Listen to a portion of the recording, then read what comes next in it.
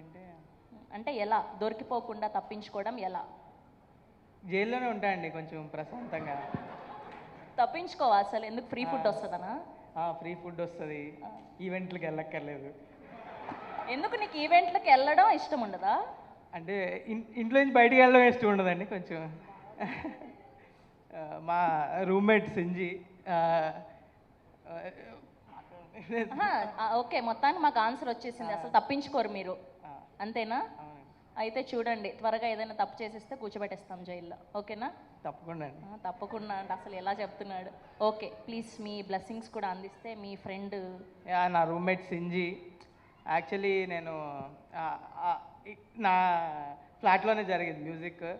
So ఒకరోజు నేను ఫ్లాట్కి రాగానే నలుగురు కేజీఎఫ్ విలన్లా ఉన్నారు ఆ సోఫాల మీద కూర్చొని. అసలు ఏంది వీళ్ళు, సింజిత్ గడు ఏదో తేట పని చేసి ఉంటాడు, కొత్త వాళ్ళు కొట్టడానికి వచ్చారు అనుకున్నాను నేను ఖచ్చితంగా.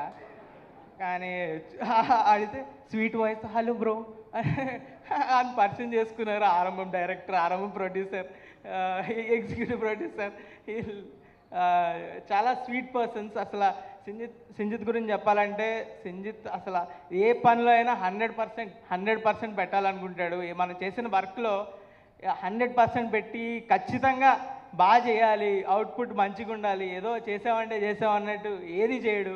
సో డెఫినెట్లీ అవుట్పుట్ బాగుంటుంది.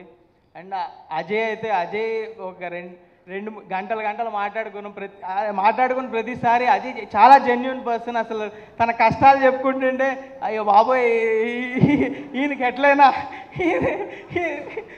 నేను బాగోపోయినా పర్లేదు, ఈయన బాగుండాలి అనిపిస్తుంది. సో అలాంటి జెన్యున్ పర్సన్కి అందరూ హెల్ప్ చేస్తారు డెఫినెట్లీ. అందుకే అందరూ చాలామంది ఫ్రెండ్స్, అందుకనే ఎంతోమంది వచ్చారు. డెఫినెట్లీ వీళ్ళు ఏంటంటే very responsible persons.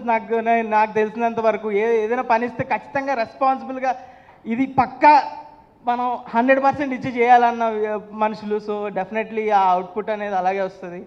I wish them a very all the best for ఆరంభం ఆన్ May 10th. పక్కా చూడండి, మీ అందరికీ నచ్చుతుంది. I'm also waiting from a long time. Thank you so much అండి. ఇప్పుడు నవీన్ గారిని మాట్లాడవలసిందిగా రిక్వెస్ట్ చేస్తున్నాం.